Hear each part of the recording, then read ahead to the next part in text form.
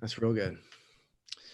Well, all right, brother. I am going to, looks like I finally fixed the YouTube thing. So we are live. Okay. And let's get started, man. You got Okay. your coffee? You good? Good. Ready to go. Full cup. Let's rock. Let's go. All right, ladies and gentlemen, please.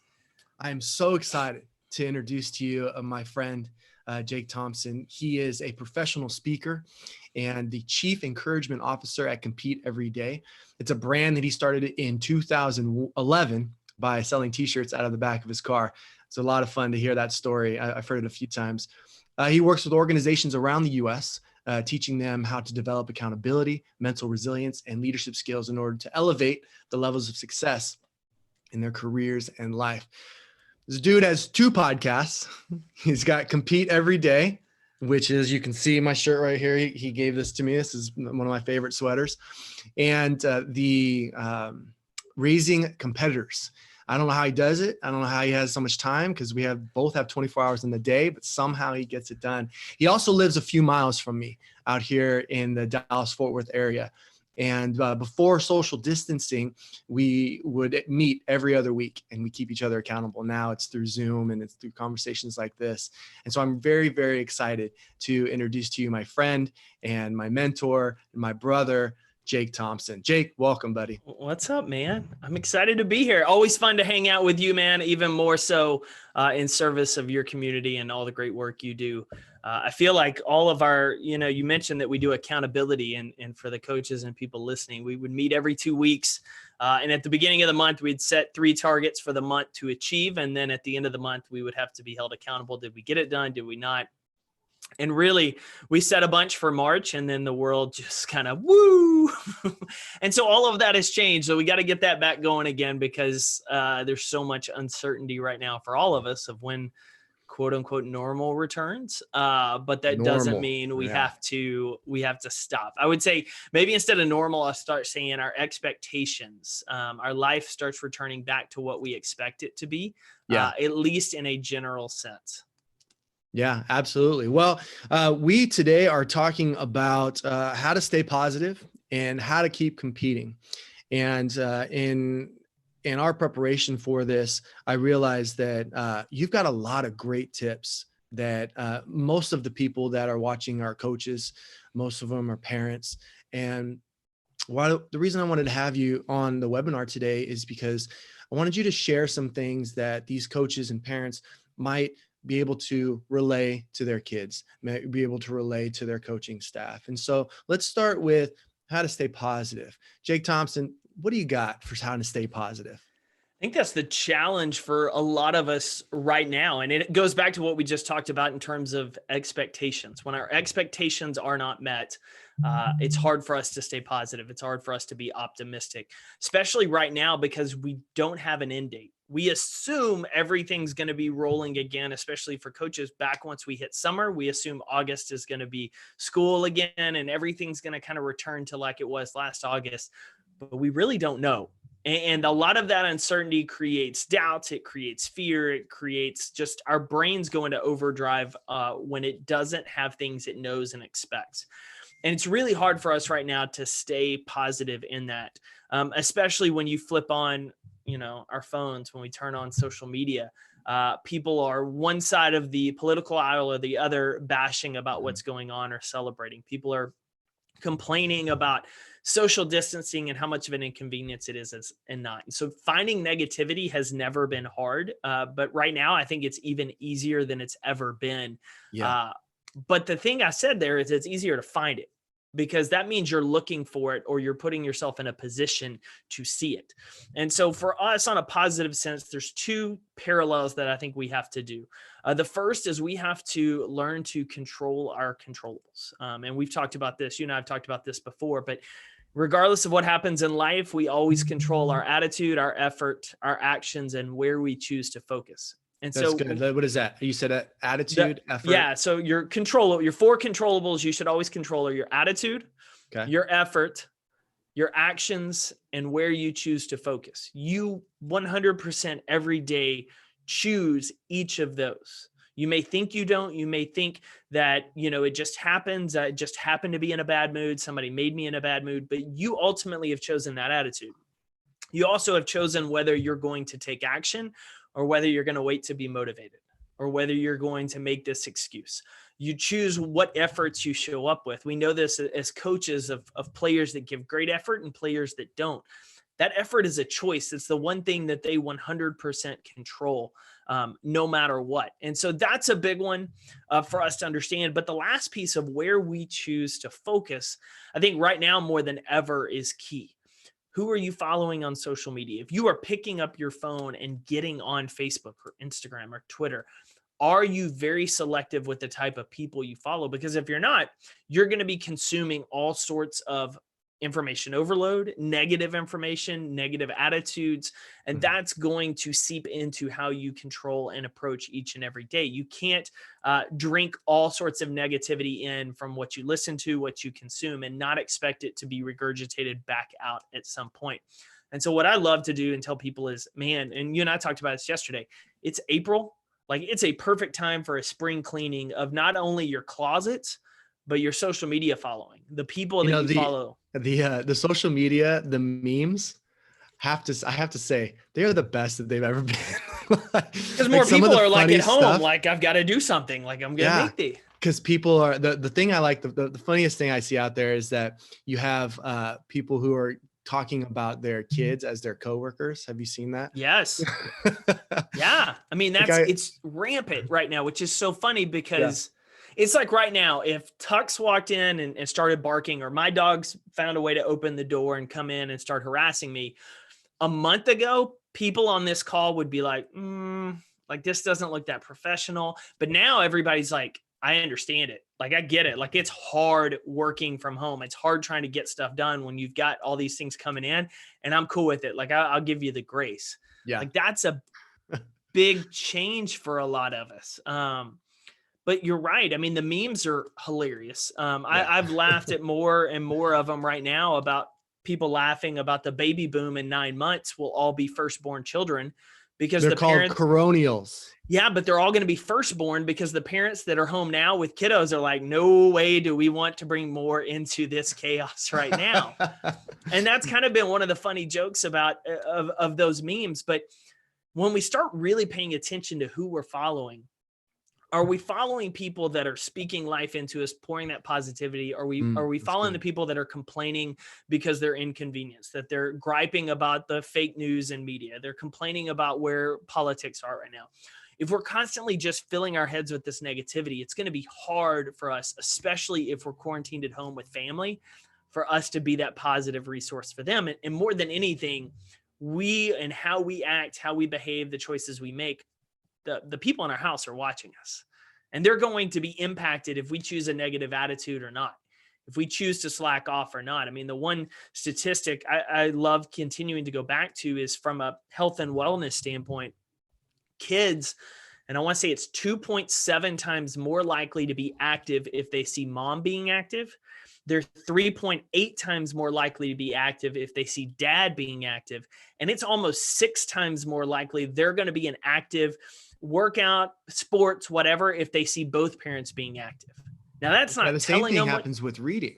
Yeah. Like, if you see mom and dad reading, if you see mom and dad cooking, if you see mom and dad exercising, like this, all those things is they're watching us. I mean, even as coaches, I've got stories of kids calling me 10 years after they called me coach. And they're like, I remember when you used to open up the door for your wife. And I remember how, you would always start with the handshake, which I read today, the handshake might be going away, which I was kind of bummed about. Fist bump, elbow. The elbow just, if you hit it wrong. Yeah, funny bone. Bad. But what you said is so crucial for this group, because not only do they have the family that they're here quarantined with, they're at home potentially, but they've got their teams. They're teams of their family. And the kids are watching coaches. They may be watching what you're posting. They may be watching at who you're following online, and they want to follow those same people too. Because, man, if coach is following that person, then I need to follow him too, maybe. And that really starts to define. That's a great point. Are we spring cleaning our list? And not even from a just negativity standpoint, but are the people you follow enriching you? And you and I had this conversation on my podcast that one of the things I had to learn the hard way was other friends, and I don't have any ill will on them at the time, but like they were ahead of me in their journey and they had a very different journey in what they were trying to do. But it was very hard for me to look at some of their posts and not compare myself and not get caught in that trap. And I knew it was unhealthy of me to do because I wasn't mature enough at that moment to be able to follow them and not start to compare it. And so I had to unfollow certain people. And it was funny. One of the guys was like, what's up? And I was like, listen, like you're doing awesome stuff, but like until I get further wrapped around like focusing on my lane with this kind of stuff, like I just have to not follow certain accounts. And then I'd slowly add them back in as I felt I could handle those situations better. And so for us as coaches, are we like feeling like a twinge of jealousy or anger when we see another coach or we follow someone else online and they're doing this or having this success? And we're like, well, I'm not there yet, or they don't know what I'm dealing with, or I mean, any number of things that go through our heads. Wouldn't it be better if we just stopped following them and focusing on our own lane? And so that's that fourth controllable of where we choose to focus is always up to us, what we choose to consume, what we choose to do during this time. And the last, I want to jump on that real quick is because I did a webinar a couple weeks ago called the virtual practice.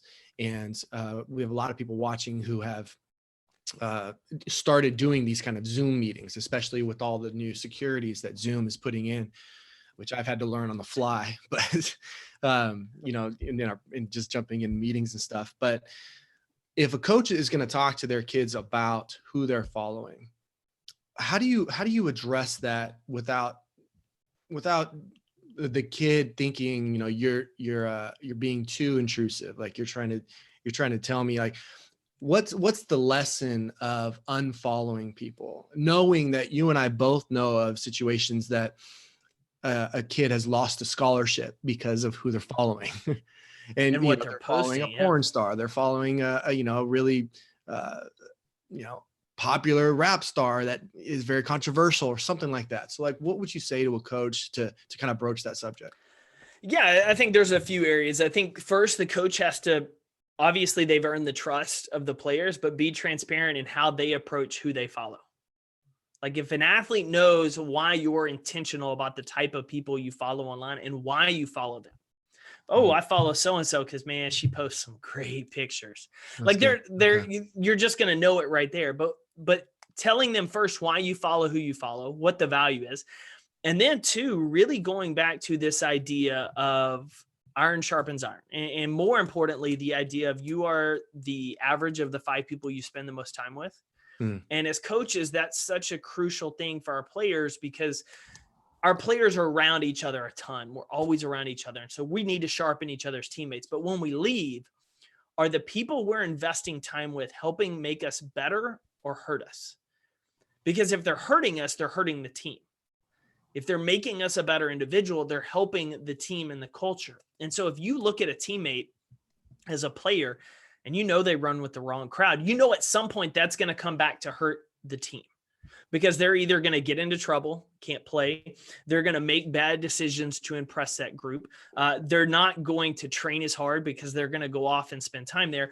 And so re-emphasizing, not directly, hey, you can't hang out with these people, but emphasizing your own story, why you're intentional about why you do what you do, because you're in that authority role. And so they're looking up to you. And we just talked about kids are watching parents, athletes and teams are watching coaches, and they want to see how you handle stuff. And so the more you talk about these things and why you do these things, and if you've done them wrong, man, that's even better. If you've made mistakes in this area and you've run with the wrong crew, like sharing those stories is so ideal for players because they already see you as you've got all of it together. You've got everything together. You're this adult, you're a coach, you're in authority position. You don't make these mistakes. You don't know what I'm dealing with.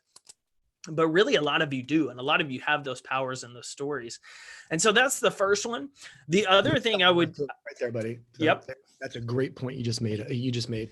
When you and I were growing up, and a lot of people who are listening to this grew up, the coach was just the coach. And he or she had the coach hat on and that was it. And when you saw him in the grocery store, you were shocked. Like, wait a minute, you have a life, you have kids and you have you have a spouse? Like, what is going on here? And so that's how we grew up. Now, when people ask, they say kids have changed, and I'm like, they haven't really changed. The pressures and the parenting has changed, but the way kids have changed is they ask why a lot more. Like, why are we doing this? Why? What is this? And I have found as a coach, when I share personal stories, appropriate personal stories, so that they can relate to me, that increases my influence over them. And when I'm sharing about a time where I struggled because I wanted to quit football, or I struggled because I was supposed to start and I didn't, that helps. Have you found that is something that would increase their influence over their athletes? Oh, 100%, because that story, that transparency, that authenticity helps build connection, which builds trust. And we all know the one thing with coaches, if you guys get to your teams and players' hearts, you can get to their head. If they know you love them and have their best interest, they will play their heart out. They will listen to your instructions. That's the one thing that every conversation with a coach always goes back to. Get to their hearts and you can get to their heads. And this is just a way to help bridge that gap of getting to their heart, connecting with them. The other piece along this same line is the importance of talking to the athletes about what you consume and why you consume what you consume. Because if you think about it, if you were getting ready to go run sprints and you chugged a 2-liter of Dr. Pepper, sugar, soda, like I can imagine either you're going to cramp up really bad or you're going to be puking your guts out. Yep. And what you consume ultimately is going to be used or regurgitated. And that is in every situation. What we consume online, we're going to reuse it. It's going to influence our thoughts. It's going to influence the words we're going to have. And so it's either going to energize us or it's not. And so that's a big piece right there of us to think about. And you can hear my dogs have decided somebody's got to be at the front door. So those are big pieces in the whole conversation to think about. The other thing is it's the same with who we follow. And so if you think about downing junk food, for me, man, I was terrible at my nutrition growing up. Like I laugh that my metabolism was so fast as a high schooler, like I couldn't put on weight. And so I would eat like 2 sprinkled donuts and a Red Bull before football practice at like 7 a.m. and I'd be fine. And literally I look at it now, if I did that before a workout, I'd be puking. But I think about like how much better of a player could I have been if I understood nutrition, if I was smart about what I was consuming, how much energy would I've had throughout the day, how much better could I have played? Oh yeah. On the way to practice, my dad would take me to 7-Eleven. And I would get this thing we called a twister. And I would just get every single soda, every single one, just like this. And during the water breaks, bro, I would go to the sideline and drink soda. And my dad was like, "You're good." Yeah. And I just remember thinking, like, why do I always have this cramp always right here? And now I know, like, I should have been drinking water, and not even cold water. Just should have been drinking room temperature. Anything. And you think about that now, like we look back and we're like, oh, it makes so much sense. I was putting crap in my body. How could I not expect to feel bad? And athletes will get that. And if they don't, challenge them like, hey, why don't you throw down that burrito right before practice and see how you feel running suicides? And it's the same thing. We just don't think about it as much from a mental perspective and what we consume digitally, in books and podcasts and conversations with friends, as much as we do from a physical food sense. But it's the same. Yeah, that's good. That's good, man. So, I mean, that's cleaning out your social media, making sure that you are hanging out with the right people virtually. That stuff is so important. I love that you hit on that. What about somebody who, I mean, your brand is compete every day. I'm wearing it. How do you compete when you can't actually be with anybody? So there's a few pieces to this that we talked about a little bit earlier this week. And I want to tie this with the positivity in, because I think that's crucial. It's having that optimistic attitude. Positivity gets a false sense of you believe everything's happy-go-lucky sometimes. And what I think we really want, what I think the basis of this is how to have optimism, which is there is hope ahead and there is an opportunity somewhere in this obstacle. And so optimism for me is no matter what our situation is, I'm going to be positive because I know there's an opportunity here. I know there's hope that this ends one day. And the way we focus on that, the way we learn to compete is by focusing on today. We talked about the controllables, attitude, effort, actions, and where we choose to focus. We can't change yesterday. We can't change last week. We don't know when this thing is going to end. So there's so many unknowns in tomorrow. But today is 100% ours. Today is when we get to show up and compete. And so keeping that competitive attitude is first off of learning to focus on just today. Helps you remain optimistic because you're focusing on what's in your control. You know you're taking action today. And most of all, the whole idea around competing and competing every day with our brand is not about me versus you. It's about me versus me. Because that is the one thing that I control. I can't control what my opponent lines up across from me does, but I 100% control how I respond to it, how I'm going to adjust to them. So from a competitive sense, you don't have to see someone to compete against yourself and to keep them competitive. And so one of the things I always encourage is twofold on this, is one from a team setting, dynamic setting, set up some challenges with your coaching staff, or your athletes even, of things you can do during this time to stay active, to stay pushing each other. And so if I'm a coach and I want to make sure my coaching staff is still physically moving, staying fit, because it's so easy to just sit on the couch right now. It's so easy to do things around the house and kind of let that pantry just keep raiding the cookies and the Cheez-Its and the snacks or the beer or the wine at night. So easy to allow those habits to start forming, that I would be pushing my coaches to say, hey, listen, right now, I want us all doing this challenge.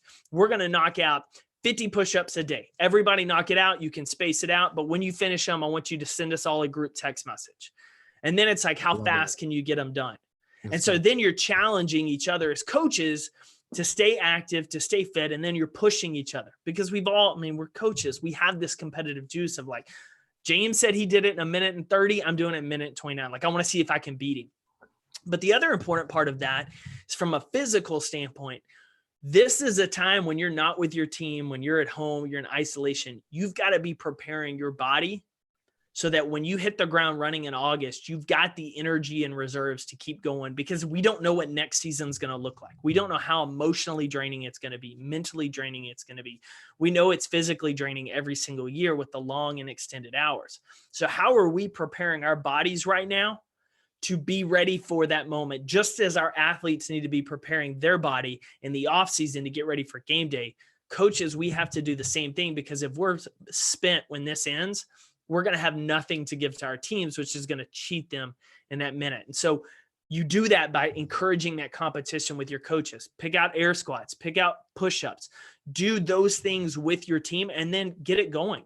If you've got we talked about this yesterday, if you've got a private Facebook group, or you've ever looked at the Facebook version of, it's called Workplace. It's essentially a private Facebook funnel for only teams and organizations. So companies use it, and they create groups within all their departments. So they have a marketing, a sales, human resources. And a school or a team could do the same thing. You could have a workplace for just your team or just the whole athletic department. And girls volleyball has a group, and football has a group, and baseball has a group, and softball. And so everybody's got their groups. Well, then just like on Facebook, you can go into those groups and say, hey guys, today I want you doing 10 suicides, post a picture afterwards, post a video of you doing it in your time. Let's see who's staying competitive during this. So then the team is naturally going to have an opportunity to engage each other while they're at home, while they're in isolation, but they're still competing with their teammates. Or, man, I got you. You beat me in that sprint, but I'm going to beat you in how many air squats I can do today. And so that creates a forum where your team stays competitive. They're building that culture of healthy competition by pushing each other in this.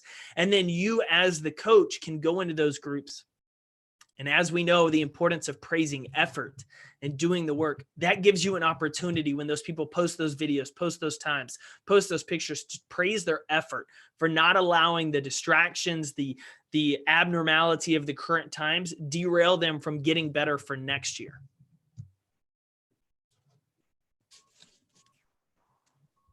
It's good stuff, man. It's really good. I had an athlete I put my phone number on social media a couple of weeks ago.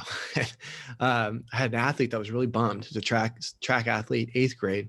And he's like, I can't compete anymore. You know, my whole season is gone. And I said, well, you know, what sport do you play? And he says, I'm a track athlete. I go, okay, well, what do you need to compete? He's like, other people. I was like, no, you don't. Like, you're not even racing other people, really. You're racing your time. Like, yeah, there are other people, and if someone beats you, they're going to get the medal or the trophy or whatever it is. But you can keep your schedule. And he was like, well, what do I do? I said, look, take your schedule, put it on the refrigerator, tell mom or dad, hey, I'm still going to do this meet. We may have to go outside and do it on the street, but I want you to time me. And he just loved that. He was like, oh my gosh, I can keep competing. I go, yeah. And then he goes, well, what about my friends? You know, how do I motivate them? Like, you can't. Like, you can't motivate them. They're going to do what they want to do. And if they're more worried about their TikTok status or their Fortnite ranking, then that's them. But you can only control, like you said, with the positivity, you can only control certain things. But if you're in a sport where you don't need teammates, man, get out there and compete. Well, not only that, but it gives you as an athlete that opportunity to lead and say, hey, listen, I'm still running this meet today. If you've got friends in other districts, let's all do it the same day. Let's all film it the same day. If you're at this other school, like, that's what the draft is doing, right? The NFL draft is doing it. It's all virtual. So why not? And coaches, like us, along those same lines, we've talked about ways to get it with your team, your coaching staff.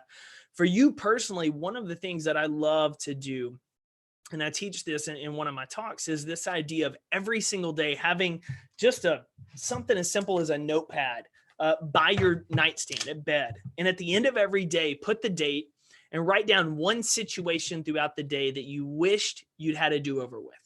Doesn't have to be anything crazy. It could be that something, you lost your temper with your kids. You didn't get your push-ups in if you're doing the challenge. You didn't carve out that extra 15 minutes to read. You found yourself scrolling on social media instead of going through that spring cleaning. Whatever the case is, it can very much be something minor that you're like, I'd like a do-over with that. I'd do it differently. Write the date, write down what the situation was. Scrolled too much on social media today, didn't get project finished at the house. Then underneath it, I want you to write next time I will, and write down what behavior change you do differently. Because what that's going to do, especially at nighttime, is it's going to start to stick that into your head. It's why you're physically writing it down and not typing it up. Writing actually helps us retain information better. And especially at night when we go to sleep, our brains are neuroplasticity is still one thing that continues to fascinate me about how our brains connect memories and thoughts. And it's what they're essentially trying to do is make habits for all of us and grooves and retain all this memory of important stuff. And for us in these moments, writing it down helps us retain it. So the next time you're in that situation tomorrow, next week, next month, all it's going to do is create just enough of a pause that when that situation comes and you're about to say something to your spouse or your kid, or you've catch yourself on social media, you create just enough of a gap that you're like, wait a minute. Last time I said I wanted to do something differently. Then you have an opportunity to compete against your old self. Are you going to do what you said you wanted to do this time? Or are you going to repeat the same behavior? Are you going to win or are you going to lose? And we know that feeling of competing against that own previous best. And so writing down those situations on a daily basis help us, because one, if we start to see a recurring habit, then we start to become self-aware of it, which is how we curve that behavior for the better. And the next thing it does is it helps us give us a guiding mark of, if I need to compete against my old best, well, got 30 push-ups and, 30 seconds today. Can I go faster next time? Like, we need those benchmarks and things to focus on to push ourselves. This does the same sense in more of a lifestyle standpoint of, how can I improve how I show up for my family? How can I improve how I show up for my coaches? How can I improve how I show up for my team? And you're starting to write it down to retain that information, to give you the opportunity to compete how you want to show up. Yeah, no, that's good, man. That's really good. Every time I talk to you, man, I mean, we talk twice a month, basically, like live for coffee. But man, I always learn so much from you. I appreciate your energy. And how can people follow you? How can people find you? Yeah, man. Easiest thing is competeeveryday.com. We're on every social media platform. I'm most active personally on Instagram, Jake Thompson Speaks. But if you go to competeeveryday.com, you'll find information on my work, the podcast, our Can you apparel. talk a little bit about Raising Champions? Raising competitors, competitors. yeah. So that you'll find that on there as well. We just redid all of our sites. Raising Competitors is for parents of youth athletes. We host sports psychologists. We host coaches. James has been on the show. I've got all across the board, pro coaches, high school coaches, youth sports, parents. But it's really around how do we teach our kids grit, growth mindset, leadership skills, the things that are going to help them excel in school, in sports, and in life, whether they ever play a down past high school or they go all the way to pro. Like, what are the core fundamentals? What are the character development that we know they need to be successful? So we have a new episode about every 2 weeks right now. We've got some really cool guests this month, both former college and pro athletes that started training facilities. And so we talk about how, as private trainers, they work with coaching staffs in high schools with their players. How are they working with parents? And so, yeah, you can find that show out at podcast.competeeveryday.com. And then June 1st is the official release date for my book. And so that will be at competeeveryday.com as well. Yeah, once that book is out, I'm starting a new book club. And so at the end of the month, we'll have an author on here. And so I will definitely have you on there. Very excited. To, man. Thanks. All right, let's see. Okay, question from the mentorship. Brian says, Jake, great job. How is Workplace better than WhatsApp broadcast group? It's about the same. Workplace, the advantage I like of it, especially if using for teams and coaches, is it literally looks just like Facebook. It has the same interface. It's the same user experience. If you opened up a workspace or workplace, you couldn't tell the difference between it and Facebook. The advantage of it is when you log into Facebook right now, got to control that focus because people are posting stuff all day and you don't know what's going to happen as soon as you open it. One, we have our spring cleaning. But two, if you have a private group on Facebook with your coaches only or your teams, I would just bookmark that page so you don't get caught constantly scrolling Facebook. That's you can good. just go immediately to that page. Workplace is different in that it is a private channel for only the people you invite, for only your team, your coaching staff. And the user experience is so much faster because it's just like Facebook. And so I could log on right now if we're on the same team and I can see pictures and videos from the last week of people that have posted just like I could on Facebook. I just don't have to filter out everybody else posting political stuff or pictures of dogs and anything like that. It's just for what we want to use it for. It's good stuff, man. Well, looks like we don't have any more questions. And yeah. Oh yeah, Brian says it's like I don't want to introduce new apps, but Brian, it's what it sounds like. It's more of just a place to put a bunch of stuff, whereas WhatsApp is more just announcements type stuff. So I think that would be probably a good way to explain it. And let's see on the YouTube. Got a question. What is one of your favorite coaching books? Ooh, actually, and mine's it's not even going to be a sports coaching book. It's called The Coaching Habit by Michael Bungay Steiner. And it's you gave me that book. Yeah. It's all about asking better questions and then shutting your mouth. So literally it's helped me more from my one-on-one small group coaching to just interviewing on podcast of how can we be better at coaching people versus telling them, because telling them they may do it once, but if we can coach them, they can learn to do it. It's the idea of give a man a fish versus teach him to fish. Yes, sir. Good. Let's see. One of my favorite coaching books, I would say Legacy. I always land on Legacy. James Kerr. It's such a good book. All right, Jake, we have gone past our time. I love you, man. I'm so excited to be friends with you and excited to see what you're doing in this world. We'll have you back on once you get your book out there, and that's going to be really exciting times. Anything last to say? Man, feelings mutual. If anything we talked about today, you guys still have questions, just shoot Compete Every Day a message on Facebook, Twitter, Instagram. Happy to answer it. James and I can always pop on and shoot another video for you to further clarify. But you guys are in good hands and in the right place with this guy and all the content he's creating. So I'm just excited to be here and hang out. Thanks, brother. All right. Well, we'll see you virtually soon.